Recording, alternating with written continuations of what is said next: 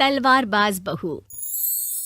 बचपन का शौक समझ निक्की के घर वाले उसका एडमिशन फेंसिंग कोचिंग में करा तो देते हैं, पर कुछ सालों बाद वही शौक जब उसका जुनून और सपना बन जाता है तो सब उसके खिलाफ हो जाते हैं। और लड़की के हाथ में तलवार दो ना, अब मैडम तलवारबाज बनना चाहती है। बच्ची का शौक समझ दाखिला करवा दिया, क्या पता था ये सब देखना पड़ेगा। अरे बहुत हो गई तलवारबाजी, आज से तू सिर्फ रसोई और बेलन देखेगी। पर मम्मी पापा, फेंसिंग भी फुटबॉल और क्रिकेट की तरह एक स्पोर्ट है। थोड़ी और प्रैक्टिस के बाद मुझे स्टेट, फिर नेशनल और फिर इंटरनेशनल खेलने का मौका भी मिल सकता है। निक्की की बात से भड़के हुए घर वाले आगे कुछ सुने या समझे बिना उसके घर में रहने का ऐलान कर देते हैं, जिसके कुछ हफ्तों बाद निक्की की आयुष के साथ शादी हो जाती है। ससुराल पहुंचने के कुछ दिनों बाद बहुत हिम्मत के साथ निक्की फिर वही फरियाद लिए इस बार अपनी सास के पास जाती है। मम्मी जी, क्या मैं कोचिंग दोबारा शुरू कर सकती हूँ? कैसे कोचिंग?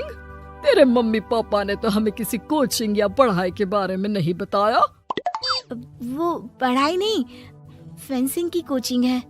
अरे देख, अपने अंग्रेजी के बड़े बड़े शब्द ना मुझसे ना बोला कर, सीधे सीधे बता कि ये फेंसिंग है क्या।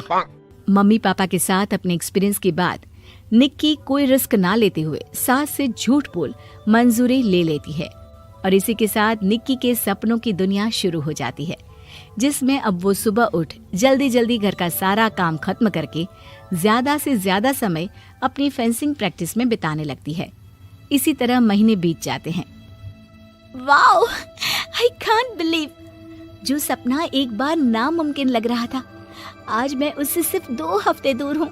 निक्की, तुम बहुत अच्छा कर रही हो, बस अपने फॉर्म को खराब मत होने देना, और नेशनल्स का मेडल तुम्हारे गले में आना पक्का है। इस बात को सुनकर निक्की नेशनल गेम की खुशी में झूमती हुई जैसे ही उस शाम घर पहुंचती है तो आयुष को पैर में प्लास्टर के साथ सोफे पर बैठा देख परेशान हो जाती है।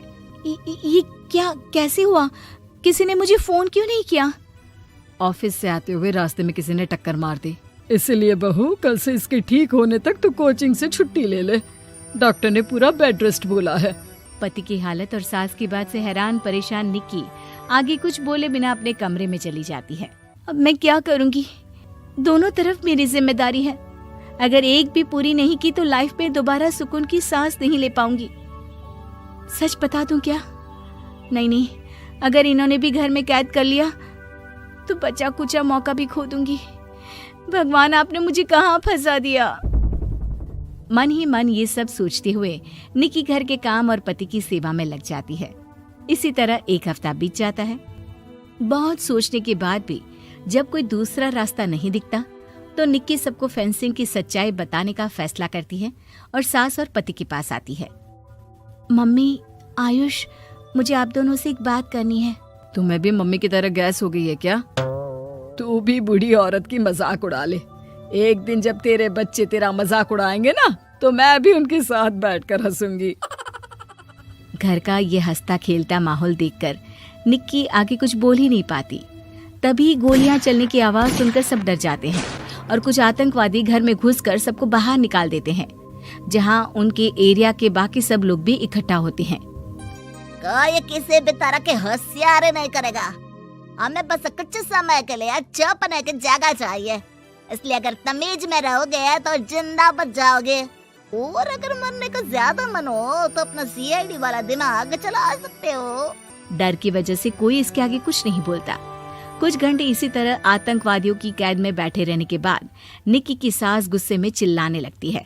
अरे तुम कल मुँहों को आम लोगों को परेशान करने के अलावा और कुछ नहीं आता क्या?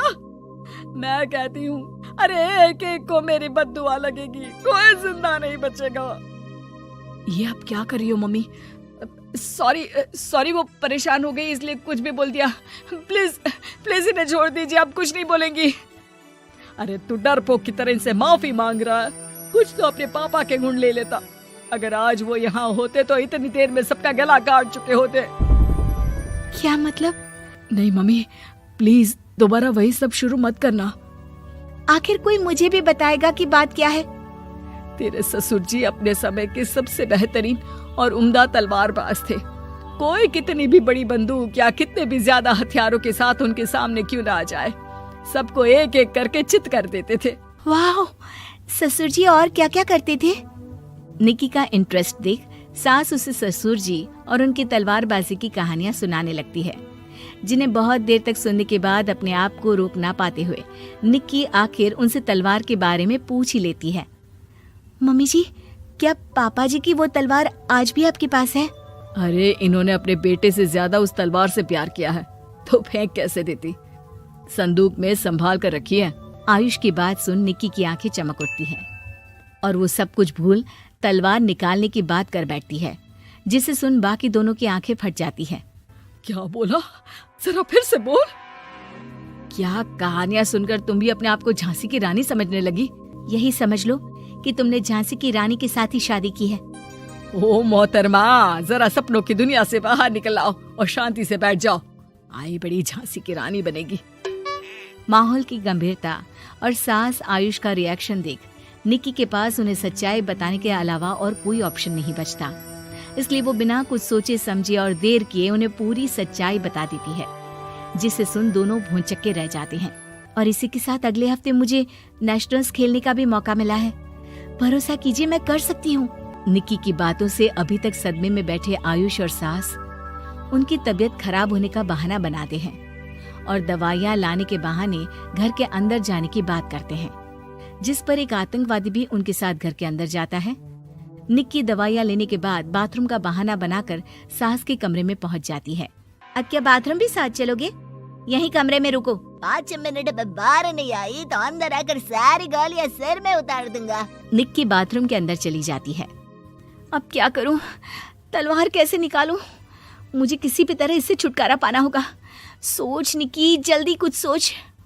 कुछ देर परेशान बाथरूम में इधर से उधर घूमने के बाद निक्की की नजर फर्स्ट एड बॉक्स पर पड़ती है और वो तुरंत उसमें से कैंची निकालकर उसे छुपाते हुए चुपचाप बाहर निकल आती है। हो गया तुम्हारा सारा नाटक खत्म, अब चुपचाप ये दवाइयाँ उठाकर बाहर चलो। ऐसा बोलकर जैसे ही आतंकवादी मुड़ता है, निक्की तुरंत उसकी गर्दन पर कैंची से वार कर देती है और उसकी बंदूक हाथ में लिए संदूक से तलवार निकालने लगती है, जिसके कुछ देर बाद वो घर के पीछे वाली खिड़की से बाहर निकलकर छुपकर एक एक करके सब आतंकवादियों पर वार करके उन्हें घायल कर देती है। अब सारे पब्लिक की कैद में आ जाते हैं। ये सब देखकर आयुष और सास के साथ सारे लोग दंग रह जाते हैं। सास का सर गर्व से ऊंचा हो जाता है। मेरी बहू सिर्फ नेशनल्स नहीं, इंटरनेशनल भी खेलेगी।